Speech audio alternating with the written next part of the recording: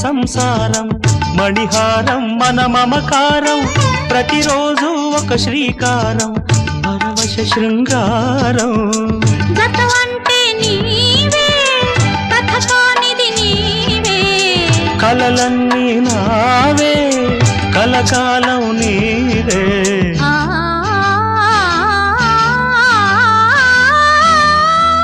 రాముడు అనుకోలేదు జానకి పతి కాగలనని ఆనాడు